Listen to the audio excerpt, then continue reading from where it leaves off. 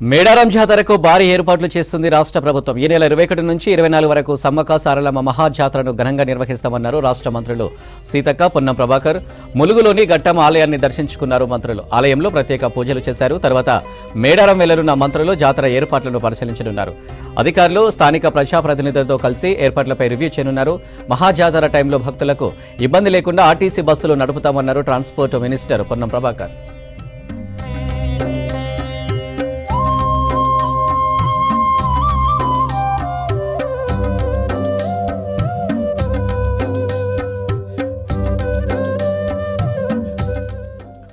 తెలంగాణ ఏర్పాటు కోసం అప్పట్లో సమ్మక్కకు మొక్కుకున్నానని చెప్పారు మంత్రి పొన్నం ప్రభాకర్. జాతర ఏర్పాట్ల సమీక్ష కోసం మేడారం వెళ్తూ కారులో మంత్రి సీతక్కతో చిట్చాట్ చేశారు పొన్నం. సమ్మక్క మహిమగల దేవత అని చెప్పారు. మేడారం జాతర కోసం ప్రత్యేకంగా బస్సులు నడుపుతున్నామన్నారు పొన్నం. మహాలక్ష్మి పథకానికి అపూర్వ స్పందన వస్తుందని చెప్పారు. చాలాసార్లు వచ్చినా అంటే చిన్నప్పటి పెద్ద జ్ఞాపకం ఎక్కువ లేదు, కానీ ఎంపీ అయినాక తెలంగాణ ఏర్పాటు కావాలని మొక్కి 2013లో అప్పుడు అనేక సార్లు వచ్చినా ఒక మాట అవుతున్నది. 2014లో తెలంగాణ బిల్ ఫిబ్రవరి 13 రోజు పార్లమెంట్ ఇంట్రడ్యూస్ అయ్యే రోజే సేమ్ డే వనం నుంచి దేవతలు కిందికి మన గద్దెల కాడికి వచ్చారు అనేది లెక్క కరెక్టేనా? కాదు అంటే మనం 60 ఏళ్ళ నుంచి జనం ఎట్లయితే తెలంగాణ కావాలి తెలంగాణ అంతకుముందు కూడా ఎవరు వచ్చినా బెల్లం ముద్దలు పెట్టుకొని జై సమ్మక్క సారలమ్మ జై తెలంగాణ శివరాత్రి ఉంటే కూడా అనుకుంటూ వచ్చేది. ఆ తర్వాత నేను అక్కడ అప్పుడు ఎమ్మెల్యేగా ఉన్నా 2009 నుంచి 14 వరకు. ఆ రోజు మేము ఆడ మీడియా పాయింట్ ఉంటుంది, నాకు మంచి అంటారు. నాకు మంచి అంటే అది సెక్యూరిటీ. ఒకప్పుడు యుద్ధం అప్పుడు సమ్మక్క సారలమ్మ కాకతీయులకు వ్యతిరేకంగా పోరాటం చేసేటప్పుడు వాళ్ళ సైన్యాలు ఎక్కడి నుంచి వస్తున్నాయని వీళ్ళు ఒక మంచలాగా హైట్ వేసుకుని అది ఇప్పుడు మనము ఒక పోలీస్ చెక్ పోస్ట్ లాగా ఇప్పుడు లాస్ట్ కు మీడియా పాయింట్ అయిపోయింది. అంటే ఆడ ఉండగానే సాయంత్రం ఒక రిపోర్టర్ వచ్చి, మేడం ఈ రోజు పార్లమెంట్ లోకి బిల్ వచ్చింది, తెలంగాణ బిల్ వచ్చింది, కానీ గొడవలు అయినాయి. ఎందుకంటే మేము ఆ జాతరలో ఉన్నాం కదా. పేపర్స్ అదే రోజు స్పీకర్ గడ్డం నిలుస్తున్నాం, మేము బిల్లు పెడుతున్నంటే మొత్తం రాజగోపాల్ ముందు నుంచే బిల్లు పెట్టని అంటుండే.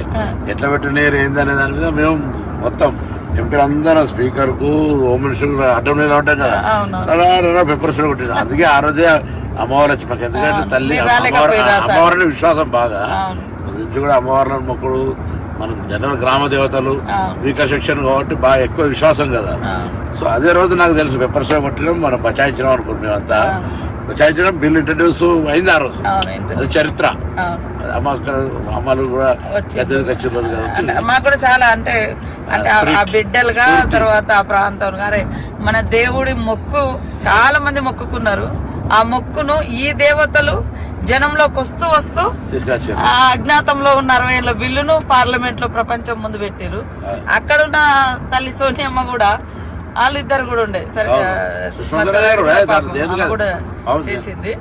వాళ్ళిద్దరు మన మీరా కుమార్ గారు, సోనియమ్మ, సుష్మా స్వరాజ్.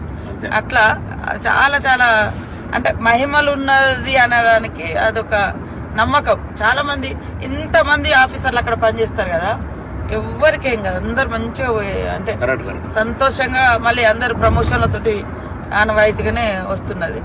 కొత్తగా మేము మన ప్రభుత్వం రేవంత్ రెడ్డి గారు ముఖ్యమంత్రి అయినాక మనం అందరం కూడా మన 6 గ్యారంటీలలో మహిళలకు బస్ ఫ్రీ ఇచ్చినాక నేను కొంచెం భయపడ్డా. ఇంతమంది ఇప్పుడు రోజు 30 ఎంత జరిగింది అనుకుంటారు, 14 కోట్లు దాటిపోయింది. అలా రోజు సంఖ్య మహిళలు పెరుగుతూ ఉంది. అయితే ఈ సమ్మక్క సారక్క చేస్తే బస్సులు మేనేజ్మెంట్ అయిద్దా కదా భయపడి మీటింగ్ రోజు కూడా ఏం చెప్పినా, చూడు దేవాలయం కార్యక్రమాలు నిర్వహించేది ఒకరైతే, వచ్చేపోయేటోళ్ళకి జనానికి సంబంధించి ఒకరైతే, బస్సుల నిర్వాహకులు ఒక స్పెషల్ ఆఫీసర్లు పెట్టి క్రౌడ్ మేనేజ్మెంట్ చేయకపోతే ఇబ్బంది అవుతుంది. రేపు ఒక్క బస్సు ఎక్కడైనా ఇబ్బంది టైర్ వాళ్ళకి, ఇప్పుడు అదంతా నేచర్ గా టైర్ కి ఏమైనా అయింది అనుకో, బస్ అయిపోయింది మొత్తం ఎంతో కిలోమీటర్ ట్రాఫిక్ అవుతుంది. అందుకే మధ్య మధ్యలో ట్రైన్లు పెట్టడము ఇటువంటి వ్యవహారం చేయకపోతే నడుతుందని మనం ఎలా జరుగుతుంది. మీరైతే ఫస్ట్ మీ శాఖ నుంచి మహిళలకు నిజంగా మనం ఏదైతే మాట ఇచ్చినామో, నేనైతే ఎన్నికలు చెప్పినా నా తెలంగాణ అక్క చెల్లెలకు, అత్తగారింటికైనా అవ్వగారింటికైనా 1000 ఎకరాలు భోజనం పెట్టినా పోతాంటే బస్ ఫ్రీ అన్న చూడు, దాంతో చాలా పెద్ద ఒక జరిగింది. మనం మళ్ళా గ్యాస్ కూడా అనేది మహిళలకు సంబంధించి చాలా పెద్ద ఆర్థిక భారం నుంచి బాగా కరెంటు బిల్ కూడా వాళ్ళే కడతారు. కరెంటు బిల్ 3000 అంటే అసలు మహిళలు అయితే అసలు ఇక వాళ్ళు మనల్ని కాంగ్రెస్ మనం ఇలా అదృష్టం మనం అందరం మొన్న ప్రభుత్వంలో ఉన్నాం. అప్పుడున్న రాజులకు వ్యతిరేకంగా పోరాటం జరిగింది కానీ అందరు ఇప్పుడు అందరూ అందరూ అక్కయ్యలు అనుకుంటారు. అమ్మ తల్లి బిడ్డలంటే కదా అవును తల్లి బిడ్డ జనరల్ సమ్మక్క సారక్క అంటే ఏమనుకుంటారంటే అక్కయ్యలు సినిమా అట్లా అందరు తీసారు కానీ సినిమా గానీ లేదా బయట కూడా ప్రొజెక్షన్ తప్ప అసలు సమ్మక్క సారక్క అంటే అక్కయ్యలు అనుకుంటారు. సమ్మక్క సారక్క తల్లి బిడ్డలు తల్లి బిడ్డ జరిగిన పోరాటంలో జరిగిన వ్యవస్థ అసలు ఏం చెప్పు అంటే అప్పుడు 13వ శతాబ్దంలో కాకతీయులు పరిపాలించారు మన ఏరియా.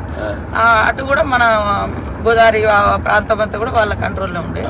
అంటే కప్పం కట్టం అనేది అంట పన్నులు వేస్తే అప్పుడు 7 సంవత్సరాలు కరువు. ఈ కరువులో మేము కప్పం కట్టలేము, మేము తినడానికి దొరుకుతలేదని మన సామంతరాజు మేడరాజు ఉండే అన్నట్టు మన ట్రైబల్ గిరిజనుడు రాజు కింద సామంతరాజు. మళ్ళీ ఎట్లయితే స్వతంత్రం వచ్చి మనం భారతదేశంలో వెళ్ళలేమో వాళ్ళంతా కాంగ్రెస్ నాయకులు ఎమ్మెల్యేలు ఎంపీలు అయిపోయి మళ్ళీ ఇప్పటికీ అలాగే అవుతున్నారు. దాని తర్వాత తెలంగాణ ఉద్యమం వచ్చింది.